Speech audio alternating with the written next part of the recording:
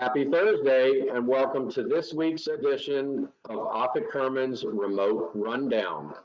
I'm Jim Reese, Director of Business Development at Offit Kurman, and each week I'm joined with labor and employment attorneys Russell Berger, Sarah Sawyer, and Veronica Yu for a conversation about the latest and most relevant employment issues related to COVID-19 and advice for owners and employers on how to best deal with these issues. There have been plenty of developments since last week, so Sarah, why don't you kick us off on today's discussion? Thanks, Jim. So one that's on a lot of people's mind right now and sparking a lot of curiosity is PPP. So Paycheck Protection Program is back in the news again, and we are seeing that there's a new bill that's probably going to be passed soon in the Senate. So we are watching that, and it's likely going to get passed in the next couple of days. So some changes that we're seeing with that is that PPP borrowers are going to be able to choose to extend the 8-week period to 24 weeks, or they can keep the original 8-week period. So this flexibility is something that a lot of, at least my clients, have been looking for in using the PPP funds and still being able to receive forgiveness. Also looking at the payroll expenditure requirement dropping to 60% instead of the 75% that was there before. So giving business owners the added flexibility of how to use the funds. And, you know, not such a steep payroll requirement. So I know that's something that a lot of my clients have been really interested in. So those are two big pieces that we're seeing there. We're still not getting a lot of guidance on some of the other issues on what the money can be spent on, but definitely think that some additional things will be coming from the SBA on that. So it's definitely something that, you know, we'll be watching in the coming days, and will be impacting a lot of business owners and the way that they spend the funds and how they see forgiveness. Yeah, it really makes a lot of sense to me that they expanded the time to use the PPP funds because 8 weeks is pretty tight. And initially, when we thought this might be an 8 to 10 week problem, spending that money in 8 weeks made some sense. But this is obviously stretching out longer for all businesses, and then there's a lot of businesses that are downstream are going to feel the effects later on, and so I think that flexibility should be pretty helpful to a lot of businesses.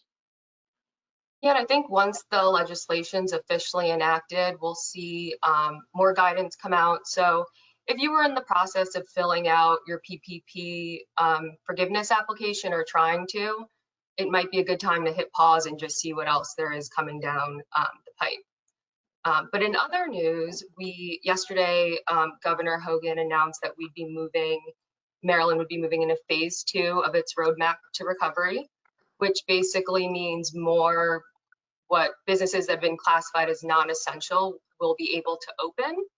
And I would recommend reading the actual order because there's a lot of business specific restrictions in there. So you can kind of see what applies to you and what may apply to other businesses.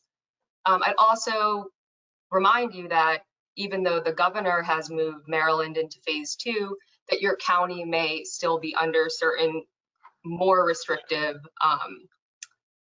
guidelines, and that you have to make sure you're up to date on what your county's doing. So I know some counties are gonna announce today or at some point today what they're planning to do with phase 2, but I'd be on the lookout for that. So whether you're opening or planning to open, I think communication is really important of your COVID-19 policies, not only to your employees, but also to your customers. And I've seen a lot of businesses doing a really great job as using social media as a way to communicate what's to be expected when they reopen. And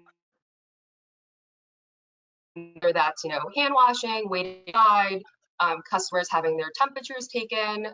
Those are some things that they're using social media to communicate, which I think is a really great and smart move.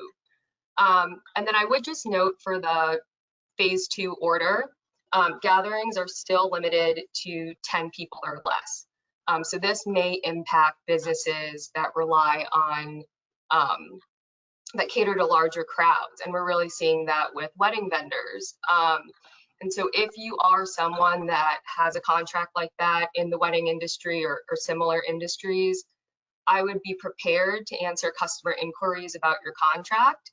And that's something that you may want to consult with your attorneys about to make sure you have an appropriate response that, you know, caters to your client, but also protects your business. And we're definitely seeing those contract disputes starting to crop up.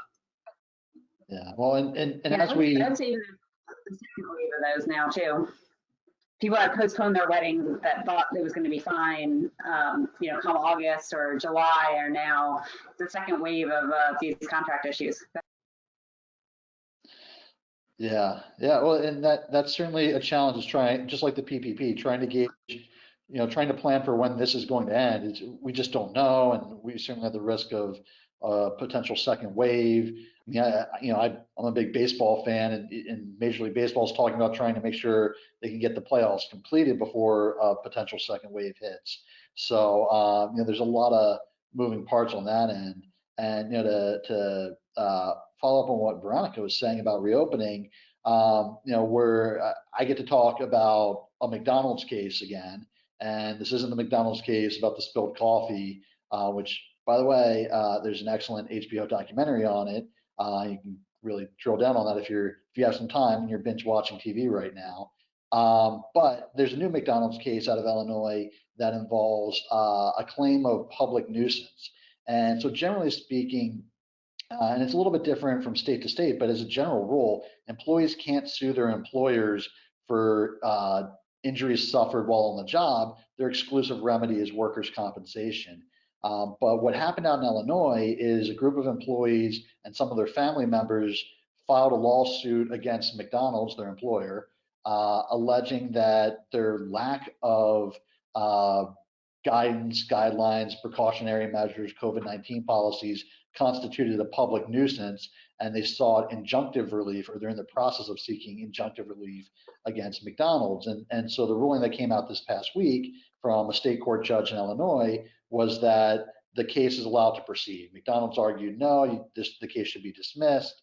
And the judge said, we're going to go forward and we're going to consider this as a public nuisance, and I'm going to make a determination as to whether or not there should be injunctive relief. So the key takeaway from that, I think, is just simply, get out in front of it. You should have policies. There's lots of good reasons to have policies in place and to be planning for reopening. And this is just kind of the first sign as to how attorneys representing employees are going to go about using the legal system to try to compel behavior out of employers, or conceivably in the future to seek damages from employers. Okay, well, speaking of key takeaways, this seems like a good time to pause. I'd like each of you to leave us with your key takeaway from this afternoon's conversation, and let's start with Russell. Yeah, so as I was saying, again, every week I feel like I'm saying, be flexible, be adaptable, pay attention to what's going on, and comport your policies to the situation on the ground. And I think that's still my key takeaway. And now that we know that there will be, we've always known that there was going to be litigation against employers relating from COVID-19. Now that we're starting to see the first wave of how that's going to form and how that's going to look, and in addition to that, there's now lawsuits related to people not getting leave under Families First. Very critical that you get your policies in place, you get your documents in place, and you know what you're doing so that you can avoid those kinds of lawsuits. Veronica, why don't you go next? And so nice to see Ellie back this week. She came to say hi, and she's giving me a bone. But my tip or takeaway would be to be virtual. That's the trend that we're moving into. And even as things continue to reopen, people are getting used to social media and using platforms like we're on today and doing things virtually. So I would see how you can incorporate that into your reopening and business plans moving forward. And Sarah. Yeah, so I think given how much everything is reopening now, my big takeaway is that now more than ever, it's important to make sure that you're paying attention to taking proper precautions. And as Russell was discussing, some of the lawsuits we're already starting to see are just, further demonstrate how important that is, because as we all become more comfortable and things start to feel more normal, it becomes harder and harder to remember to take those precautions or to continue to push forward and be regimented in the precautions that you're taking. So really important to still pay attention to that, even as it starts to head into the summer and starts to feel a little bit more normal. Excellent. So now it's time for the trivia question of the day. We're going to start with Veronica. You pulled the short straw.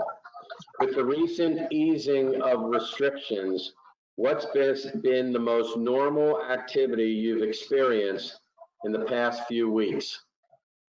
So on Saturday, my fiance and I went to Vivo, which is in Hanover, great restaurant, and it's open, the patio's open. So we went for dinner, and it was really nice just to be doing something outside of the house and eating a meal together, not in the living room. Excellent. Russell? Yeah, I don't know that I've really changed anything yet, and this might just be a reflection on me as the conservative, risk-averse lawyer that I am. I'm happy just trailing a few weeks behind everybody else. So we've still kept it pretty low key, although we've done a little bit more outdoor socializing in our neighborhood. Sarah? I went golfing, so that was great, and it was great to be outside, and it felt very nice. It felt like a normal spring golf day, so it was good to get out, and I hadn't lost too much in waiting an extra couple of months to get out there. So, Well, All right, where did you start? What's that? Where did you start, Sarah? Not very high. The bar is low. Okay, well, that's a wrap up. Have a great rest of the week, everybody. Enjoy the sunshine and warm weather before the rain sets in. And we'll see you next week. Thank you, everyone. Thanks. Thanks, Jim.